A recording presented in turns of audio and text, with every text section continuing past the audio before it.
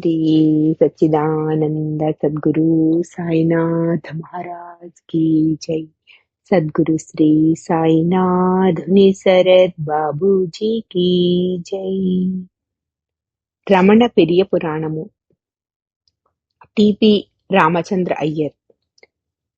భగవాన్తో వంటగదిలో మాట్లాడాలనుకునే సాధకులకు శాంతమ్మాళ్ చాలా సహాయకారిగా ఉండేవారు.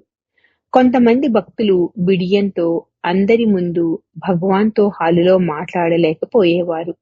అటువంటి వారికి శాంతమ్మాళ్ సహాయపడేవారు. అలాగే టిపి రామచంద్ర అయ్యర్ భగవాన్ పరిచారకులలో ఒకరు. ఆయన కూడా సాధకులకు హాలులో చాలా సహాయకారిగా ఉండేవారు. ఆయన స్వభావతః స్నేహపూర్వకంగా ఉండేవారు. ఆధ్యాత్మిక పోరాటంలో స్పష్టతను, ఉపశమనాన్ని వెతుక్కుంటూ అరుణాచలానికి వచ్చే సాధకుల బాధను ఆయన అర్థం చేసుకునేవారు. 1940 దశకంలో ఆశ్రమము పెద్దదిగా విస్తరించేటప్పటికీ చాలా మంది ప్రజలు భగవానును చూడాలనే ఆశతో వచ్చేవారు. భగవాన్ మరీ ఎక్కువగా శ్రమకు గురి కాకుండా ఉండటానికై త్వరలోనే నియమ నిబంధనలు చేయబడ్డవి. నిజమైన సాధకులు తమ వ్యక్తిగత సాధనాపరమైన సమస్యలతో భగవానును కలుసుకొనటం కష్టసాధ్యమై టిపిఆర్ను సాయం కోరేవారు. ఆయన ఆ సాధకులకు భగవాన్కు మధ్య వారధిలా పనిచేసి వారికి భగవాన్తో ఏదో ఒక విధంగా మాట్లాడే అవకాశం కల్పించేవారు. టిపిఆర్ శాంతమ్మాళ్ కొన్నిసార్లు ఆశ్రమ నిబంధనలను అతిక్రమించినప్పటికీ వాళ్ళు కేవలం సాధకులకు సాయం చేయటానికే ప్రయత్నం చేస్తున్నారు కనుక భగవాన్ మెన్నకుండేవారు. టిపిఆర్ తిరువణమలైలో జన్మించారు. పవిత్రమైన అరుణగిరి పాదం వద్ద పెరిగారు. వారి కుటుంబం కొన్ని తరాలుగా అక్కడే ఉన్నారు. వారు ఆలయంలోని దేవుడైన అరుణాచలేశ్వరునికి, ఆయన శక్తి అపీత కుచాంబకు భక్తులు. టిపిఆర్ 6 లేక 7 సంవత్సరాల బాలుడిగా ఉన్నప్పుడు విరూపాక్ష గుహలో ఉన్న భగవానును అనేకసార్లు దర్శించుకున్నారు. ఆయన పరిగెత్తుకుంటూ విరూపాక్ష గుహకు వెళ్ళేవారు. భగవాన్ మాకు పటిక బెల్లము, ఎండు ద్రాక్ష ఇస్తారు, అందుకని నేను భగవాన్ వద్దకు వెళ్ళాను అని నిజాయితీగా ఒప్పుకునేవారు. ఏమైనప్పటికీ ఆయన కనిపించని భగవాన్ ఆధ్యాత్మిక ప్రభావానికి లోనైనారు. ఆయన ఆశీస్సులను అందుకున్నారు. ఈ అనుభవాల ప్రభావం ఆయన పెద్దవాడై స్కూలుకు, కాలేజీకి వెళ్ళినప్పుడు స్పష్టంగా కనపడింది. మతమును గురించి, వేదాంతాన్ని గురించి చదవాలని ఆయనకు చాలా కోరిక ఉండేది. కాలేజీలో తమ కుటుంబ సభ్యుల ఇష్టానికి వ్యతిరేకంగా వేదాంతమును తన పాఠ్యాంశముగా తీసుకున్నారు. భగవాన్ యొక్క సూటి మార్గాన్ని అర్థం చేసుకోవటానికి, ఆచరణలో పెట్టడానికి అన్ని మతములకు సంబంధించిన పవిత్ర గ్రంథాల నుండి లభించే పరిజ్ఞానం బహుశా ఆయనకు అవసరమైందేమో. పెద్దయిన తరువాత ఆయన చెన్నైలో సంపన్నుడైన న్యాయవాది అయ్యారు. 1938లో రమణాశ్రమానికి కొన్ని కోర్టుపరమైన సమస్యలు రాగా వాటిని అన్నింటినీ ఆయన చూసుకున్నారు. 1939లో ఆయన భార్య చనిపోయారు. ఆవిడ అంటే ఆయనకు చాలా ప్రేమ. ఆవిడ మరణం ఆయనకు ఎంతగా కృంగతీసిందనంటే ఆయన జీవితం చుక్కానీ లేని నావ అయింది. ఆయనకు ఓదార్పు, ఉపశమనం కేవలం రమణుల సన్నిధిలోనే దొరికేవి. భగవాన్ ఆయనను తన వైపుకు వచ్చేటట్లుగా నడిపించారు. ఫలితంగా ఆయన 1940 దశకంలో వాలంటరీ రిటైర్మెంట్, స్వచ్ఛంద పదవీ విరమణ చేసి అరుణాచలంలో స్థిరపడ్డారు. 1946 తర్వాత ఆయన భగవాన్కు వ్యక్తిగత పరిచారకుడు అయ్యారు. అంత తెలివైన, గొప్ప పండితుడైన ఆయన తన సర్వస్వాన్ని వదిలి భగవాన్కు వ్యక్తిగత పరిచారకుడై ఆయనతో ఉండిపోయారు. నా చిన్నతనంలోనూ అటు తరువాత కూడా నేను టీపీఆర్తో సన్నిహితంగా ఉండేవాడిని. నాకు ఆయన అంటే ఎంతో ఇష్టం. ఇప్పుడు వెనక్కు తిరిగి చూసుకుంటే ఎందుకని నాకు ఆయనంటే అంత ఆకర్షణో స్పష్టంగా కనపడుతుంది. భగవాన్ శరీరాన్ని వదిలే రోజున కుటుంబ సభ్యులు, డాక్టర్లు, ఆశ్రమంలోని ముఖ్యమైన వారు అందరూ నిర్వాణ గదిలో ఉన్నారు. భగవాన్ పడుకుని ఉన్నారు. చివరి క్షణంలో డాక్టర్లు ప్రతి ఒక్కరిని గది వీడి వెళ్ళమన్నారు. మేము అందరము వెళ్ళడానికి సిద్ధమైనాము. నేను కూడా బయటికి వెళ్ళిపోతున్నప్పుడు టీపీఆర్ నా చేతిని పట్టుకుని నన్ను గది ద్వారం వద్ద నిలబెట్టేశారు. ఆయన కనుక నన్ను బలవంతంగా ఆపి ఉండకపోతే నేను మహాద్భుత దృశ్యమైన భగవాన్ శరీరం వదలగానే అక్కడ నుండి వెలువడిన వెలుగును చూడలేకపోయేవాడిని. ఆ కాంతి అరుణాచలాన్ని చేరటాన్ని నేను చూడలేదు. ది లైఫ్ మ్యాగజైన్ అనే పత్రికకు చెందిన ఫోటోగ్రాఫర్ హెన్రీ కార్డియర్ బ్రెస్సన్ ఆ కాంతి గిరి శిఖరం పైన చేరి అందులో కలిసిపోవటాన్ని చూశారు. అప్పుడు ఆయన ఆశ్రమానికి ఎదురుగా ఉన్నారు. ఆయనే ఆ సమయాన్ని రాత్రి 8:47 గుర్తించారు. భగవాన్ టీపీఆర్ ద్వారా నాకు ఆ దివ్య కాంతిని దర్శించే భాగ్యాన్ని ప్రసాదించారు. కాలేజీలో చదువుతుండగా కూడా ఎప్పుడూ రమణాశ్రమానికి వచ్చినా నేను వెతుక్కుంటూ వెళ్లి ఆయనను కలిసేవాడిని. మేమిద్దరము కలిసి కాలం గడిపేవారము. 1960లో నేను ముంబైలో 6 నెలల పాటు ఉద్యోగం చేసిన తరువాత నేను ఉద్యోగం వదిలి ఆశ్రమానికి తిరిగి వచ్చాను. అందుకని నేను పాత భక్తులందరితోనూ టీపీఆర్తో సహా సన్నిహితంగా ఉండేవాడిని. ఇదంతా భగవాన్ ఆశీస్సుల వల్లనే జరిగింది. ఒక వ్యక్తి సత్యానికి అంకితమైనప్పుడు దైవము మహాత్ముల ద్వారా అతనికి దారి చూపిస్తారు. ఒక మహనీయురాలు నాకొక బాధ్యతను అప్పచెప్పారు. ఆశ్రమాన్ని వదిలి వెళ్లిపోయిన పాత భక్తులందరినీ వెనుకకు తీసుకుని వచ్చి సేవ చెయ్యి. వాళ్ళు ఆశ్రమంలో సుఖంగా ఉండేటట్లు చూడు అని.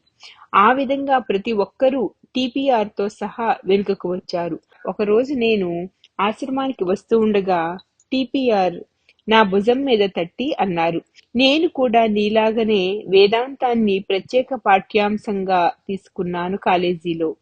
నేను వేదాంతాన్ని ఎంతో ఇష్టపడేవాడిని. నేను న్యాయవాది అయిన కొత్తలో ఒకసారి ఆశ్రమానికి వచ్చాను. అప్పట్లో తరచుగా వచ్చేవాడిని. ఒకప్పుడు హాలులో ఆత్మ యొక్క స్వభావం గురించిన చర్చ జరుగుతున్నది. అప్పటికి నేను పుస్తకాలు చదవటం ద్వారా సంపాదించిన పరిజ్ఞానమంతా మనసులో తాజాగా ఉన్నది. నేను నేర్చుకున్న పరిజ్ఞానమునంతా వెళ్ళగక్కేశాను. అనేక వేదాంత శాఖలలో ఉన్న చైతన్యం యొక్క అనేక స్థాయిలను గురించి మాట్లాడాను. నేను అధిమానసిక చైతన్యము, అంతఃచేతన అంటే చైతన్య రహితము అనే పదాలు ప్రయోగించాను. భగవాన్ ముందు గొప్పలు పోయాను. నా ఉత్సాహభరితమైన విస్తారమైన వివరణలను విని భగవాన్ అకస్మాత్తుగా చురుకుగా ప్రతిస్పందించారు. ఏదో ఒక దానిని ఆధారం చేసుకుని దానికంటే అధికమైన స్థితిలో ఉన్నది, దాని అంతరంగంలో అంటే లోపల ఉన్నది, అది లేకున్న స్థితి అని ఎవరైనా సిద్ధాంతీకరించగలరు. చైతన్యమే సద్వస్తువు లేదా సత్యము కాబట్టి దాని గురించి ఏ రకమైన సిద్ధాంతములనైనా తయారు చేయటం అనేది అజ్ఞానమే. అలా చేయటము మేధస్సుకు చాలా ఆకర్షణీయంగా సంతృప్తినిచ్చేదిగా ఉండవచ్చును. సత్యము అనేది చాలా సరళమైనది, సూటి అయినది. దానికి ఏ విధమైన మార్పులు తేడాలు అవసరం లేదు. ఏదైతే ఉన్నదో అది కేవలము చైతన్యమే. దానిని ఏ పేరుతోనైనా పిలవండి. ఆత్మ, బ్రహ్మము, ఎరుక, పరిపూర్ణము, అరుణాచలము, అది కేవలము శుద్ధ చైతన్యమే. భగవాన్ యొక్క ఈ శక్తివంతమైన మాటలు నన్ను లోనికి మునిగేలా చేసినవి. నేను చాలా సమయం ఆనందంలో మునిగి ఉండిపోయాను. ఆ తరువాత టీపీఆర్ చెప్పిన మాటలు చాలా చక్కగా ఉన్నవి. గురువుగారి దగ్గరలో ఉండుటలో లాభము ఇదే. ఎన్నో గ్రంథాలు చదివితే గాని అర్థము కానిది గురువుగారు చిన్నగా తట్టగానే అర్థమైపోతుంది. అది నిన్ను ఆ స్థితిలోనికి వెళ్ళి సత్యానుభవమును పొందేలా చేస్తుంది. ఇలా గురువు తట్టుటానున్నది ఎన్నోసార్లు జరిగినది. నా జీవితంలో సద్గురువుతో సన్నిహితంగా ఉండటానికి ఇలాంటి దెబ్బలు చాలా సార్లు తగులుతాయి. ప్రతిసారి ఆ దెబ్బ నిన్ను లోపలికి తీసుకుని వెళుతుంది, బాహ్యానికి కాదు. ఒకరోజు టిపిఆర్ అన్నారు, నేను భగవానుకు సన్నిహితంగా ఉన్నప్పటికీ ఇంకా నాలో సందేహాలు ఉండిపోయినవి. వేదాంత గ్రంథములు తెలిపే విషయాలను సరిగా అవగాహన చేసుకొనలేకపోవటము లేదా తప్పుగా అర్థం చేసుకుంటేయే ఈ సందేహాలకు కారణం. ఆయనకు ఈ సమస్య ఉండేది. ఎందుకంటే వేదాంతమును కాలేజీలో అభ్యసించుట వలన ఎవరైనా సరే గ్రంథములను అధికంగా చదివితే తప్పకుండా వివాదాలు, సంఘర్షణలు ఎక్కువ అవుతవి. నేను అన్నాను, దయచేసి మరింత వివరంగా చెప్పండి. ఇదేదో సరిగ్గా నా సమస్యలాగానే ఉన్నది. టిపిఆర్ వివరించారు. నాలో పుస్తక పరిజ్ఞానమునకు వివేకముతో కూడిన అనుభవ జ్ఞానమునకు మధ్యన వివాదం చెలరేగుతుండేది. ఏమిటి? వేదాలు, స్మృతులు, శృతులు వంటి పవిత్ర గ్రంథాల వలన లభించే విజ్ఞానము అంత వ్యర్థమైనదా? దానిని అంతటిని వదిలివేస్తేనే గాని అసలైన సత్య జ్ఞానమును లభించదా? లేనిచో ఈ చట్టాన్ని అధిగమించి పోవాలా అనే సందిగ్ధంలో ఉండేవాడిని నేను. ఈ పవిత్ర గ్రంథాలన్నింటినీ చదవటం కేవలం కాలాన్ని వృధా చేసుకొనటమేనా అని ఆశ్చర్యం వేసింది. అందుకని నేను ఈ సమస్యను భగవాన్ ముందు ఉంచాను. భగవాన్ శాంతంగా వివరించారు. అరుణాచలుడు నేర్పిన దానిని వదిలివేయటం లేదా జ్ఞానాన్ని త్యజించటం అనే దాని యొక్క కేంద్రంలో ఉన్నారు.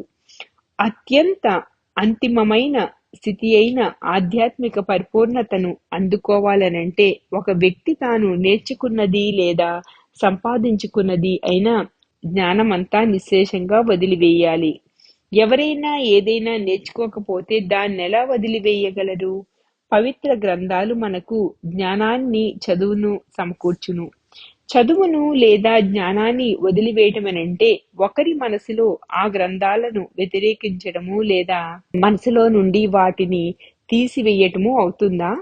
అది ఎలా సాధ్యము? అలా కాకుండా జ్ఞానాన్ని వదిలివేయటం అంటే కేవలం మన మనసు ద్వారా మనం సంపాదించుకున్న పరిజ్ఞానం నుండి మనలను మనం విడుదల చేసుకుని, అంటే మన దృష్టిని దానిపైకి పోనివ్వకుండా చేసి సత్యాన్ని అనుభవించడం కొరకు లోనికి దూకటమే.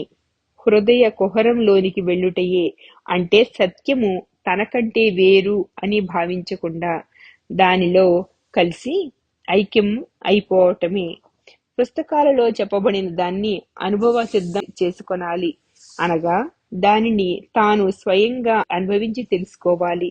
అన్ని పవిత్ర గ్రంథాలు బోధించిన బోధల సారాన్ని సాధకునికి స్వీయానుభవముగా, అంటే వారి స్వంత అనుభవముగా అందించి వారు సకల పవిత్ర గ్రంథాలను వినుట ద్వారా గాని చదువుట ద్వారా గాని సంపాదించుకున్న పరిజ్ఞానాన్ని అధిగమించి పరిపూర్ణులయ్యేటట్లు చేస్తారు.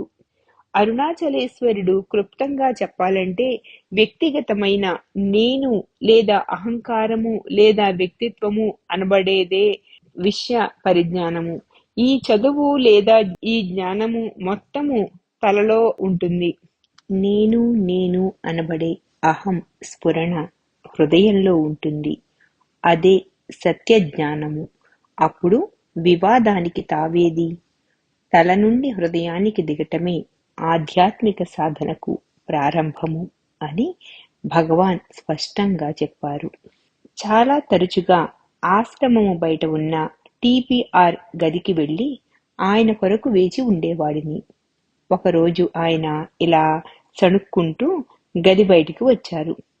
తాత ఏమో విత్తనాలు నాటారు, మనవడేమో ఫలాలు కోసుకుంటున్నారు. ఆయన దానిని మరల మరలా అంటున్నారు. మీరేమి అంటున్నారు అని నేను ఆయనను అడిగాను. అప్పుడు ఆయన ఒక చక్కని వివరణ ఇచ్చారు. ఒకరోజు ఒక భక్తుడు భగవాన్కు ఆశ్రమంలో ఘనమైన భిక్షను ఏర్పాటు చేశారు. నేను నా మిత్రునికి ఆ భిక్ష గురించి సంతోషాన్ని వ్యక్తపరుస్తుండగా భగవాన్ లోనికి వచ్చారు. ఆయన మా సంభాషణను విని చిరునవ్వు నవ్వి నా వైపు తిరిగి ఇలా అన్నారు: భిక్ష గురించి ఆలోచిస్తున్నారా? అరుణాచలానికి వచ్చిన తరువాత ఇక మీ తాతగారింటిలోనికి మాత్రమే భిక్ష కొరకు ప్రవేశించాను. ప్రతిరోజు మీ తాతగారు క్రమం తప్పకుండా అరుణాచలేశ్వరుని ఆలయానికి వచ్చేవారు. ఆయన అరుణాచలేశ్వరునకు గొప్ప భక్తుడు.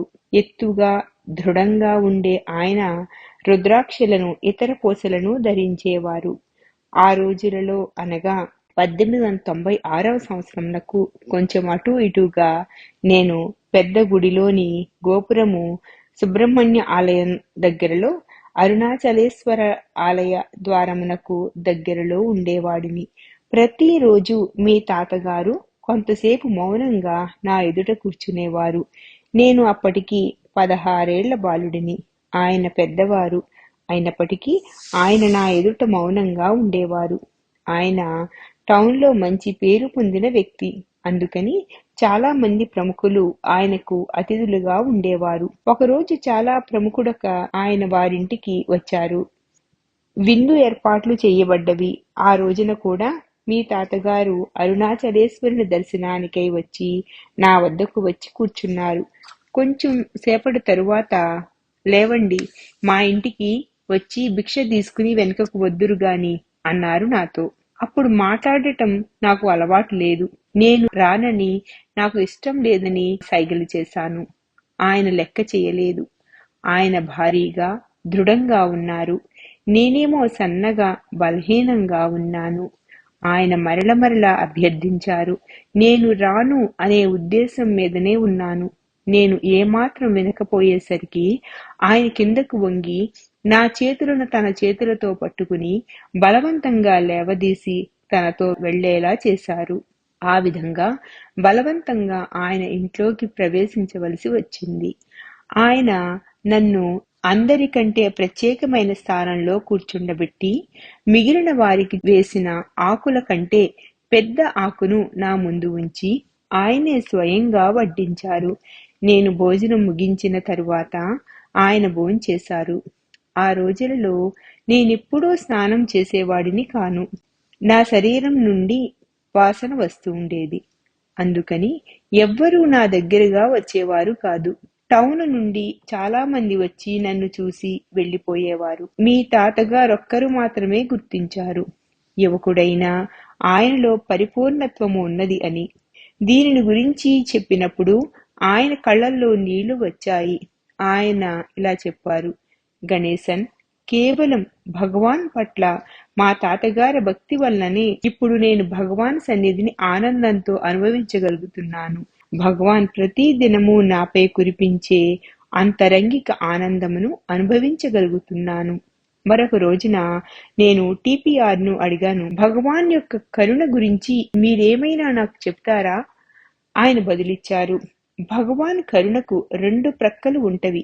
ఎవరైనా దుఃఖంలో ఉంటే ఆయన వారి స్థాయికి దిగి వారిని లేవనెత్తి, అంటే సాధారణ జీవితానికి లేవనెత్తి మరలా పూర్వపు స్థితికి తీసుకుని వచ్చేవారు. అటువంటి వారి విషయంలో ఎల్లప్పుడూ తాను అంటిపెట్టుకుని ఉండే ఆత్మ విచారణ కూడా పక్కకు పెట్టేవారాయన. కరుణ యొక్క 2వ వైపు ఇంకా లోతైనది. ఆయన బాధ నుండి ఉపశమనం కలిగించడమే కాక ఆ వ్యక్తిని పూర్తిగా మార్చేసేవారు. కొన్ని నిజంగా జరిగిన సంఘటనలతో ఈ విషయాన్ని వివరించి చెప్పండి, లేదా మీరు చెప్పిన విషయం బాగా ఆకళింపు చేసుకొనటానికి కొన్ని ఉదాహరణలు చెప్పండి. నేనెప్పుడూ భగవాన్ కథలను వినాలని ఆసక్తితో ఉండేవాడిని. టిపిఆర్ ఇలా చెప్పారు: రమణాశ్రమము లోపల పోస్ట్ ఆఫీసు ప్రారంభించబడినప్పుడు ఒక చాలా ముఖ్యమైన ఆఫీసరు రమణాశ్రమానికి వచ్చారు. ఆయన కన్నీటితో హాలులోనికి వచ్చారు. భగవాన్ నా ఏకైక పుత్రుణ్ణి కోల్పోయాను. మా కుమారుణ్ణి పోగొట్టుకున్న తరువాత నేను గాని నా భార్య గాని ఏనాడూ ప్రశాంతంగా కాని ఆనందంగా కాని లేము. మేము జీవితంలో ఏ గమ్యము లేని వారమై తిరుగుతున్నాము. భగవాన్ ఆయన వంక కరుణతో చూశారు. ఆయన ఇంకా ఇలా చెప్పారు, భగవాన్, మాకు ఒకే ఒక్క కోరిక, మీరు మా కోరికను తీర్చాలి. మేము వచ్చే జన్మలో మా కుమారుణ్ణి చూడాలనుకుంటున్నాము. టిపిఆర్ చెప్పసాగారు.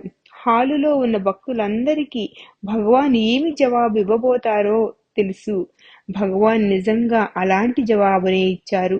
భగవాన్ ఆయన వంక కరుణాపూరిత నేత్రాలతో చూసి ఆయనను ఇలా ప్రశ్నించారు. తండ్రి ఎవరు? కొడుకు ఎవరు? తండ్రి కొడుకుల మధ్య సంబంధం అంటే ఏమిటనుకుంటున్నావు? పునర్జన్మ అంటే అసలు నీ ఉద్దేశం ఏమిటి? ఇదంతా నీకు అర్థమైతే నువ్వు అడిగే దాని లోతు నీకు తెలుస్తుంది. ఆయన భగవాన్కు సాష్టాంగ నమస్కారం చేసి భగవాన్తో ఇలా అన్నారు. భగవాన్, నాకిదంతా ఏమీ తెలియదు. నేను కోరుకునేది ఒక్కటే, నేను నా కొడుకును చూడాలి. భగవాన్ అప్పుడు ప్రత్యేకము అసాధారణము అయిన పని చేశారు. ఆయన తను కూర్చున్న చోటు నుండి లేచి తన చేతులు పైకెత్తి ఇలా అన్నారు. సరే, నేను అది నీకిస్తాను. నీవు నీ కొడుకును చూసేలా చేస్తాను. ఈ జన్మలో మీ కుమారుని ఎంత స్పష్టంగా చూశారో అంత స్పష్టంగా మీ కుమారుని మరు జన్మలో మీరు చూస్తారు. ఆ ఆఫీసరు మహదానందం చెంది భగవాన్ పాదాల వద్ద అనేక సార్లు మొక్కారు. చాలా సంతోషంతో ఆయన హాలు వదిలి వెళ్లిపోయారు. హాలులో ఉన్న భక్తులందరూ టిపిఆర్ తో సహా ఆందోళన చెందారు. టిపిఆర్ భగవానునిలా అడిగారు, భగవాన్, మీరు ఆయనకు అటువంటి సమాధానం ఎలా ఇవ్వగలిగారు?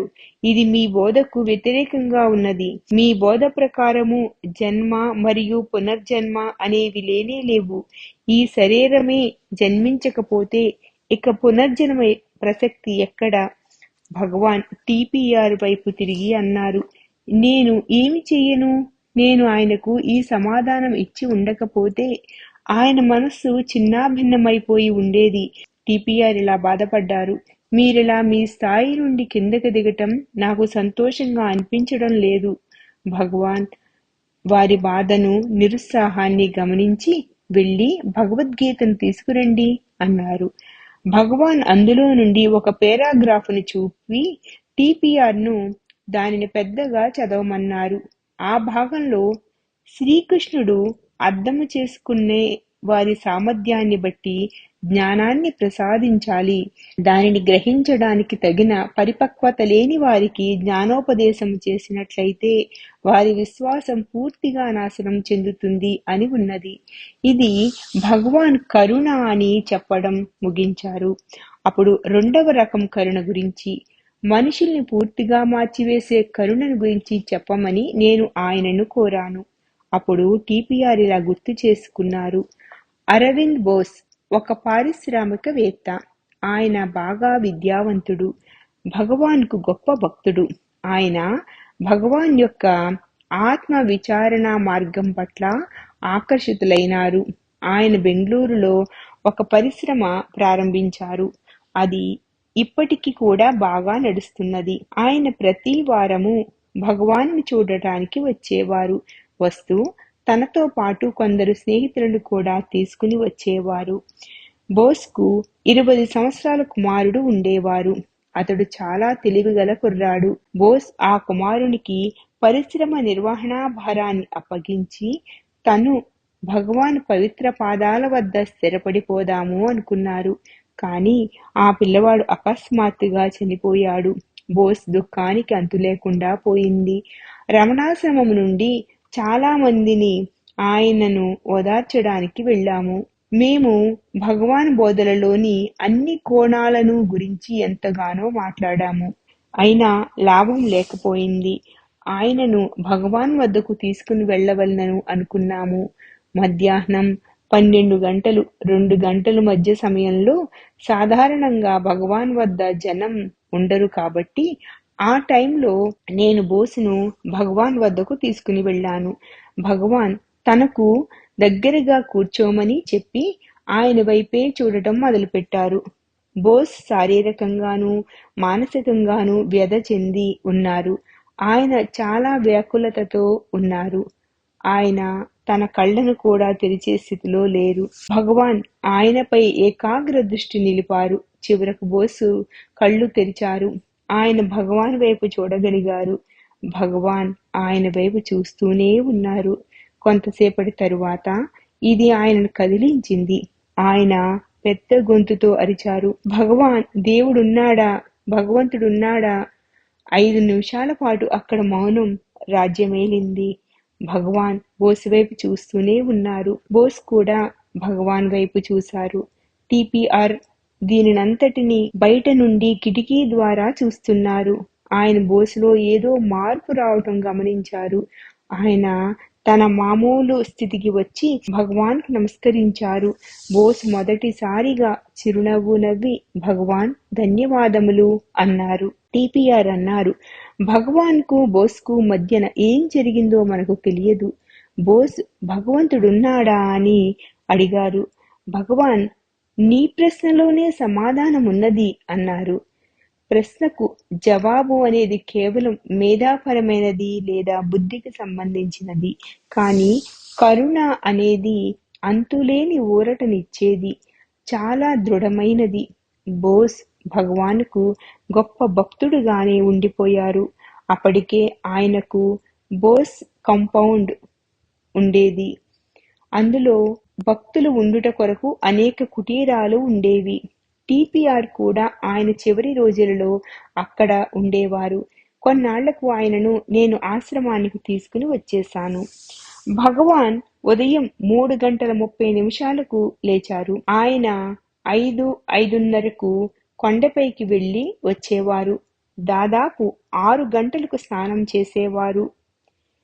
6:30కు ఉదయం పలహారం చేసేవారు. 8 గంటలకు హాలులో ఉండేవారు. 11 గంటలకు మధ్యాహ్న భోజనానికి వెళ్ళేవారు. ఆయన ఒక దినచర్య ఉండేది.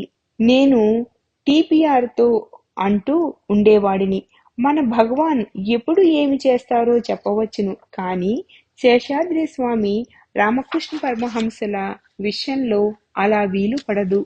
టిపిఆర్ అన్నారు, మీరు అలా మాట్లాడవద్దు. మీరు జ్ఞాని ఏం చేయబోతున్నారో ఎప్పటికీ ఊహించలేరు. ఆయన మరలా ఇలా అన్నారు, నేను కొన్ని సంఘటనలను చెప్తాను.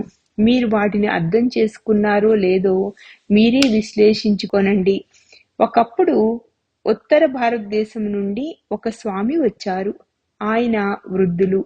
ఆయన కొన్ని వారాల పాటు ఆశ్రమంలో ఉండిపోయారు. ఆయన ఆధ్యాత్మికంగా బాగా పరిణతి చెందినవారు అయి ఉండాలి. ఎందుకంటే ఆయన చుట్టూ ఒక ప్రకాశము అంటే ఒక కాంతి కనపడేది. ఆయన వెళ్ళిపోయే రోజున ఆయన భగవాన్ ఎదుట నిల్చున్నారు. నేను భగవాన్ పక్కన ఉన్నాను. ఆ స్వామి అన్నారు, నేను చాలా సంతోషంగా ఉన్నాను. ఎందుకంటే నేను అరుణాచలానికి మీ ఆశ్రమానికి వచ్చిన తరువాత నేను కోరుకున్నవన్నీ పొందాను. కానీ నాకింకా 2 కోరికలు ఉన్నవి. అవి మీ వల్లనే నెరవేర్చబడతవి. హాలులో ఉన్న మేమందరము ఆయన భగవాన్ సమాధానంతో గట్టిగా దిమ్మెరిపోతారనుకున్నాము. మేము ఊపిరి బిగబెట్టి వేచి ఉన్నాము. భగవాన్ తల ఊపి ఆ స్వామిని చెప్పడం కొనసాగించమని సైగ చేశారు. ఆ స్వామి చేతులు జోడించి నా శిరస్సును మీ పాదాలపై ఉంచి కరిగిపోవాలని, మీ పాదాలను నా కన్నీటితో అభిషేకించాలని నా మొదటి విన్నపము. భగవాన్ ఒక్క మాట కూడా మాట్లాడకుండా వేచి ఉన్నారు. ఆ స్వామి అన్నారు, మీరు మీ పవిత్ర హస్తాలను నా మీద ఉంచి నీకు ఆత్మసాక్షాత్కారాన్ని, మోక్షాన్ని ఇచ్చాను అనాలి అనేది నా 2వ విన్నపము. ఈ స్వామి ఇటువంటి విన్నపాలు చేశారేమిటి అని మాలో మేము నవ్వుకున్నాము. కానీ ఒక ఆశ్చర్యకరమైన విషయం జరిగింది. భగవాన్ సోఫాపై నుండి లేచి ఆయన ఎదురుగా నిలుచున్నారు. ఆ స్వామి భగవాన్ పాదాలపై పడ్డారు. ఆయన కన్నీరు భగవాన్ పాదాలను తడపటం మేం చూశాము. కొంతసేపైన తరువాత భగవాన్ ఆయనను లేవదీశారు. తన చేతులను ఆయన భుజాలపై ఉంచి నేను నీకు ఆత్మసాక్షాత్కారాన్ని ఇచ్చాను అన్నారు. ఆయన కళ్ళ నుండి కన్నీరు కారుతూనే ఉన్నప్పటికీ ఆయన భగవాన్ వద్ద నుండి సెలవు తీసుకుంటూ ఉండగా ఆయన ముఖం సంతృప్తితో వెలిగిపోయింది. టిపిఆర్ ఇలా కొనసాగించారు. ఒక అమెరికన్ ఆశ్రమానికి వచ్చారు. ఆయన పేరు మాకు తెలియదు. ఆ పొడవైన అందమైన అమెరికా దేశస్థుడు తన పేరును చెప్పకుండానే లోపలికి వచ్చారు. ఆయన లోనికి వచ్చిన క్షణం నుండి భగవాన్ దృష్టి ఆయన పైననే ఉన్నది. ఆయన భగవాన్ ముందు 3 గంటల పాటు కూర్చునే ఉన్నారు. వారిద్దరి మధ్య ఏదో ఒక విధమైన కనపడని పరస్పర భావ వ్యక్తీకరణ జరుగుతూ ఉన్నది. అక్కడ గాఢమైన నిశ్శబ్దత అలుముకున్నది. వారిద్దరి మధ్య సంభాషణ జరగలేదు. ఈ అమెరికా దేశస్థుడు లేచి వెళ్ళిపోయారు. ఆయన మరల తిరిగి రాలేదు. నేను భగవాన్ని అడిగాను, ఏమిటి ఈయన ఇక్కడికి వచ్చి కేవలం 3 గంటల పాటు మాత్రమే ఉన్నారు? భగవాన్ ఇలా బదులిచ్చారు, ఆయనకు కావలసినది ఆయనకి దొరికింది. ఆయన వచ్చిన పని పూర్తయినది. ఇంకా ఇక్కడ ఉండిపోవలసిన అవసరం ఏమిటి? ప్రతిదీ ప్రస్తుతంలోనే పూర్తి అవుతుంది. అప్పట్లో ఒక గొప్ప వంశములకు చెందిన సంపన్న స్త్రీ తాను కేవలము భగవాన్తో ఉండుట కొరకే వస్తున్నాను అని టెలిగ్రామ్ పంపారు. ఆమె ఓడలో బాంబేకు పలానా తేదీన చేరుకుంటానని, అక్కడ నుండి మద్రాసుకు రైలులో వస్తానని, తాను ప్రత్యేకమైన రైలులో పలానా తేదీన అరుణాచలానికి చేరుకుంటానని వ్రాసారు. ఆ టెలిగ్రాములో బొంబాయి నుండి తన కార్యక్రమాన్ని ఖరారు పరుస్తూ మరొక టెలిగ్రాం పంపారు. మద్రాసు నుండి మరొక టెలిగ్రాం పంపారు. తనను కలుసుకొనడానికి ఎవరూ రైల్వే స్టేషన్కు రాకపోవటంతో నిరాశ చెందారు. రమణాశ్రమం వద్ద కూడా ఎవరూ ఆమెకు ఎదురు వెళ్లి తోడ్కొని రాలేదు. తనకు తానే హాలులోనికి వచ్చారామె. భగవాన్ ఒక దినపత్రికను ముఖానికి ఎదురుగా పెట్టుకుని చదువుతున్నారు. ఆమె ఆయన ముఖం కూడా చూడలేకపోయారు. ఆమె అంత దూరం నుండి అందులో ప్రత్యేకమైన రైలు ఏర్పాటు చేసుకుని వస్తున్నందున మేజర్ చాడ్విక్, మునగాల వెంకట్రామయ్య గారు కూడా ఆమెను కనిపెట్టి చూసుకొనవలసిందిగా అభ్యర్థించబడ్డారు. ఆమె తనకు జరిగిన నిరాదరణ పట్ల మండిపడ్డారు. ఆమె ఇలా అన్నారు, నేనొక స్త్రీని. నేను ఏమి తప్పు చేశాను? నేను అన్ని విధాలా సక్రమమైన విధానంతోనే ఇక్కడికి వచ్చాను. ఇక్కడ ఎవ్వరూ నన్ను గౌరవించటలేదు. ఈ రమణ మహర్షి నా వైపు చూడను కూడా లేదు. ఆమెకు విపరీతంగా కోపం వచ్చింది. ఆమె చాడ్విక్ తోనూ మునగాల వెంకట్రామయ్య గారితోనూ 4 గంటలకు నా రైల్వే కారు వద్దకు రండి, నేను మీతో మాట్లాడాలనుకుంటున్నాను అని చెప్పి అప్పటికప్పుడు వెళ్ళిపోయారు.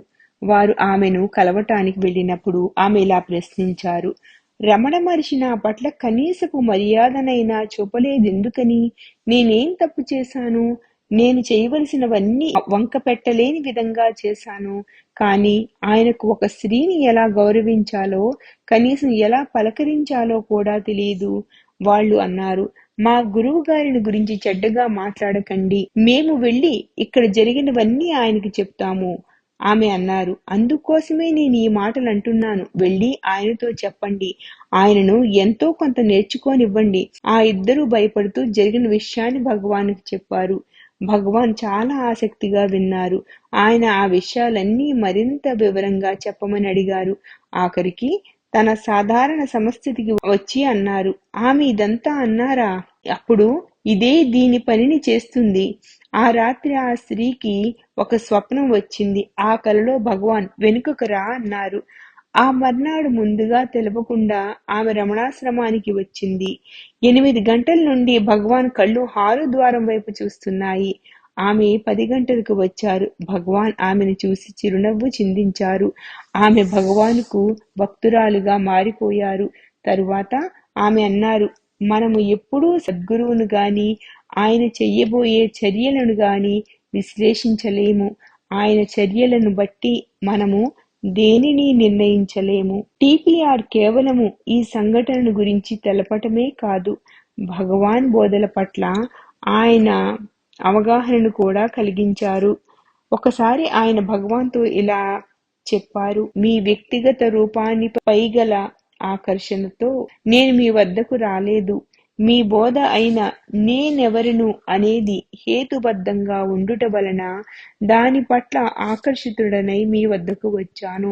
దానిని నేను ఆచరణలో పెడుతున్నప్పటికీ నాకింకా అగమ్య గోచరంగానే ఉన్నది. నేను దాని అనుభవాన్ని పొందలేకపోతున్నాను. నేను దానిని అనుభవంలోకి తెచ్చుకోలేకపోతున్నాను. భగవాన్ ఆయన వైపు నిలకడగా చూసి ఇలా అన్నారు. చేపలను పట్టుకోదలిచినవాడు తన గాలానికి చేపను బాగా ఆకర్షించే ఎరను వేస్తాడు. అతడు ఆ చేపకు ఆహారం తినిపించాలనుకుంటాడా? ఆయన దానిని కేవలం పట్టుకోవాలనుకుంటాడు. 11 పేజీలను కలిగిన నేనెవరును అనే మణివంటి పుస్తకము మనలను ఆకర్షించి మన అహంకారాన్ని నాశనం చేయటానికి ఉద్దేశించిన ఎర వంటిదే. నేను టిపిఆర్ను మీరు ఎప్పుడైనా భగవాన్ రచనలను గురించి ఆయన నుండి వివరణలను పొందారా అని అడిగాను. టిపిఆర్ తాను భగవానును తమిళ పదములైన ఆర్ఓళి అంటే కాంతి ప్రకాశము అనే వాటి యొక్క అర్థమును గురించి అడిగినట్లు చెప్పారు. ఈ పదములు ఉన్నది 40లోని మొదటి 2 పద్యముల తరువాత అసలు గ్రంథము ప్రారంభ పద్యములోనివి. ఒక వ్యక్తి ప్రపంచమును నిజంగానే చూస్తాడు కనుక చాలా భిన్నమైన రూపాలు ఉన్నవని అతడు అంగీకరించాలి. కానీ చూడబడేది మొత్తము ఈ నామములు అంటే పేర్లు, రూపాలు. చూసేవాడు ఏ తెరపై ఈ దృశ్యాలన్నీ కనిపిస్తున్నవో ఆ తెర తన ప్రకాశముతో వీటన్నింటినీ కనిపింపచేసే ఆ కాంతి అంటే ఆ దీపము అవన్నీ కూడా నిజానికి ఆ ఒక్క వస్తువే. నేను అహం అనబడే శుద్ధ చైతన్యమే, ఆత్మయే. అప్పుడు నేను తన ప్రకాశంతో వీటన్నింటినీ కనిపించేసే కాంతి అంటే దీపము ఏమిటి? అది దేనిని ఉద్దేశించి చెప్పబడినది అన్నాను. అప్పుడు భగవాన్ ఆర్ఓళి అంటే సర్వత్రా వ్యాపించి ఉండునట్టి ప్రకాశము. ఏ కాంతి వల్లనైతే మనసు పనిచేయుట జరిగి మనసు సర్వమును గ్రహించగలుగుచున్నదో, సర్వ ప్రపంచమును చూడగలుగుతున్నదో అది. స్థూల మనసు ద్వారానే అంటే ఇంకా గుప్త వాసనలు లేదా సంస్కారాలు కలిగి ఉన్న మనసు ద్వారానే మనము ఈ జగత్తును తెలిసిన వాటిని తెలియని వాటిని కూడా చూడగలుగుతున్నాము. అతీంద్రియ విషయములు కూడా మనసు ద్వారానే తెలుసుకొనబడతవి. తెలిసిన వాటిని కన్నుల ద్వారా చూస్తాము. మనము చూడాలని కోరుకునే దైవము వంటి మనకు తెలియని వాటిని దృశ్యంగా చూస్తాము. ఆ తెల్లని వెలుగునే మనము ఆత్మ అంటాము. దానినే జీసస్ అగ్ని అన్నారు. ఆత్మ ప్రకాశము చీకటి వెలుగులకు అతీతమైనది. ఆ కాంతిలో ఏ వస్తువు చూడబడదు. అక్కడ చూచేవాడు, చూడబడేది ఉండదు. సంపూర్ణ ప్రకాశమునందు, ఆత్మ సాక్షాత్కారమునందు, సంపూర్ణ చీకటి యందు, గాఢ నిద్రావస్థ వంటి దాని యందు మనకు మామూలుగా కనపడునవి. ఆ 2 అవస్థలలోనూ కనపడవు. కాని ఆత్మ ఒక కాంతిని మనస్సునందు ప్రతిబింబింపచేస్తుంది. అంటే స్థూల మనస్సు అనగా గుప్త వాసనలు అంటే సంస్కారాలు కలిగి ఉన్న జడమైన మనస్సు ఆత్మ యొక్క ప్రభావం చేతనే పనిచేయుట ప్రారంభిస్తుంది. మిరుమిట్లు గొలిపే కాంతి కాకుండా, కటికి చీకటి కాకుండా మధ్యస్థమైన మసక వెలుతురు కాంతిలోనే స్వప్నములు, దృశ్యములు గోచరిస్తాయి, వస్తువులు కనిపిస్తాయి. స్థూల మనస్సును చైతన్యపరిచే ఈ ఆత్మచేత ప్రతిబింబింపబడిన కాంతిని గురించే మొదటి పద్యంలో చెప్పబడినది. ఒకసారి నేను టిపిఆర్తో ఇలా అన్నాను. మన సాధకులకు కూడా బాధ్యతలుంటవి కదా. అప్పుడు ప్రాపంచిక బాధ్యతలను, ఆధ్యాత్మిక ఆశయాలను సమగ్రంగా ఎలా నిర్వహించుకోవాలి? ఇది గొప్ప వైపరీత్యము వలె కనిపిస్తున్నది. టిపిఆర్ బదులిచ్చారు. నాకు భగవాన్తో జరిగింది ఏంటో చెప్తాను. నన్ను సంసార బంధాల నుండి తప్పించుకొనవలసినదిగా ప్రార్థించాను. నేను ఎంతగా అంతర్ముఖం చెందాలని చూసినా జీవన పయనంలోని బాధ్యతలు నన్ను పట్టి లాగుతున్నవి. వాటిని అధిగమించలేకపోతున్నాను. ఈ బాధ్యతలు అధిగమించే మార్గము ఉపాయమును కోరుకుంటున్నాను. భగవాన్ మిక్కిలి ప్రేమతో అన్నారు, నదీ తీరమును కోసివేసేటటువంటి ఉధృతమైన వరదలో కొట్టుకుని పోయే చిన్న గడ్డి పరక వలె ఉండు. టిపిఆర్ అప్పుడు వివరణ ఇచ్చారు. ఆధ్యాత్మిక సాధకులకైనా ఇతరులకైనా దైనందిన జీవితంలోని కార్యక్రమాలు బాధ్యతలు తప్పవు. తాము చాలా ముఖ్యమైన వారిని అని మానవులు పేరు ప్రఖ్యాతులను ఆశించి కష్టపడతారు. అందుకని వారనేక సమస్యలను ఎదుర్కొనవలసి ఉంటుంది. నిజమైన ఆధ్యాత్మికత అంటే బాధ్యతల నుండి పనుల నుండి తప్పించుకొనటం కాదు. పనులు చేసేవాడికి ప్రాముఖ్యత లేకుండా పనులలో నిమగ్నమై ఉండటము. ఇంకో విధంగా చెప్పాలంటే వరద ప్రవాహంలోనికి విసిరివేయబడ్డ దుమ్ము వలె ఉండాలి. ఏ కార్యంలో నిమగ్నమైనా సరే నేనే కర్తను, నేనే చేస్తున్నాననే భావాన్ని విడనాడాలి. పనిని విడనాడటము కాదు. నేను తిరిగి టిపిఆర్ను ప్రశ్నించాను. నేను పని చేస్తున్నాను, నేను కర్తను కాదు అని నేనెలా భావించగలను? టిపిఆర్ అన్నారు, నేను కూడా ఇదే భగవానుని అడిగాను. భగవాన్ కర్త యొక్క ప్రాముఖ్యతను తగ్గించటానికి, తుడిచివేయటానికి 2 ఆచరణ యోగ్యమైన మార్గాలను భగవాన్ చెప్పారు. ఒకటి, నీ చుట్టూ జరిగే దాని పట్ల ప్రతిస్పందన లేకుండా ఉండటము. ఎవరైనా పని చెయ్యవలెను కాని ప్రతిస్పందించరాదు. రెండవది, పనులు కార్యక్రమాలు అన్నీ నీ ద్వారా జరిగిపోతున్నవే కాని నీ చేత చేయబడటలేదు. కార్యక్రమాలు అన్నియు ఒక సర్వోత్కృష్టమైన శక్తిచే జరపబడుచున్నవి. పనులన్నీయు అవి మంచివైనను చెడ్డవైనను నీ ద్వారా మాత్రమే జరుగుతున్నవి, నీ చేత కాదు. ప్రతిస్పందించుట అనగా మానసికమైన కార్యము. మనసు మనలను పనితో కార్యముతో బంధించి వేస్తుంది. నీవు ప్రతిస్పందించకపోయినట్లయితే అది మనసు చనిపోతుంది. ఆయన చివరి రోజుల్లో ఆయనను ఆశ్రమానికి వచ్చి ఉండమని ప్రార్థించాను. ఆయనే మొదటిసారి చాడ్విక్ గదిలో ఉన్నారు. చాడ్విక్ తప్ప ఇతరులెవ్వరూ అందులో ఉండలేదు. తరువాత కొద్ది కాలానికే ఆయనకు పక్షవాతము వచ్చింది. నేను ఆయనను పాండిచ్చేరి తీసుకుని వెళ్ళాను. అక్కడ భగవాన్ భక్తుడు, నా మిత్రుడు అయిన డాక్టర్ భాస్కరన్ ఆయనను చూసుకున్నారు. కొద్ది రోజుల్లోనే ఆయన కోలుకున్నారు. నేను ఆసుపత్రికి వెళ్ళి దయచేసి నన్ను ఆశీర్వదించండి అన్నాను. ఆయన తన చేతులను నా తలపై ఉంచి ఇలా అన్నారు, భగవాన్ స్వయంగా చెప్పిన బోధలను అనుసరించండి. మౌనమును, ఆత్మవిచారణను ఆచరించండి. వేరే ఏ ఇతర సాధనల వైపు మళ్ళకండి. చెయ్యటానికి ఇతర పనులేవీ లేనప్పుడు మౌనంగా ఉండండి. ఏదైనా పని చేస్తున్నప్పుడు మనసులో ఈ పనిని ఎవరు చేస్తున్నారు అని ప్రశ్నించుకోండి. నిరంతరము ఈ ఆత్మ విచారణ కొనసాగించండి. అది మిమ్ములను సుమ్మాయిరు ఊరక ఉండు అనే స్థితికి తీసుకుని వెళ్తుంది. టిపిఆర్ చెప్పుకుంటూ వెళ్లారు, నాకు అప్పట్లో తెలియలేదు కానీ గణేశన్, ఊరకుండుట అనబడు స్థితి భగవాన్కు సాధకునికి మధ్య లంకేయే, కలుపునది అదియే. ఏమీ చెయ్యకుండా నువ్వు మౌనంగా ఉన్నప్పుడు నీ దృష్టిని లోపల ఉన్న మౌనము లేదా అహం నేను అను దానిపై నిలుపు. అప్పుడు నీవు ఎల్లప్పుడూ సత్యముతో అనుసంధానమై ఉంటావు. దానిని నువ్వు ఏ పేరుతోనైనా పిలవవచ్చును. భగవాన్, అరుణాచల, దైవము, జీసస్. అప్పుడు నువ్వు ఆ సత్యంలో ప్రతిష్ఠుడవవుతావు. టిపిఆర్ బెంగుళూరులో చనిపోయారు. ఆయన చివరి మాటలు నాకు అందజేయబడ్డవి.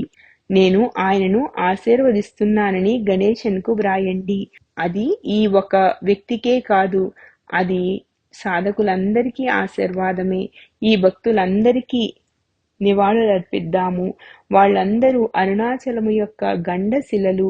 వాళ్లను, వారి జీవితాలను తలుచుకుంటూ మనము కూడా సత్యంలో లబ్ధ ప్రతిష్ఠులమవుదాము. श्री सच्चिदानंद सद्गुरु साईनाथ महाराज की जय। सद्गुरु श्री साईनाथ निसरद बाबू जी की जय।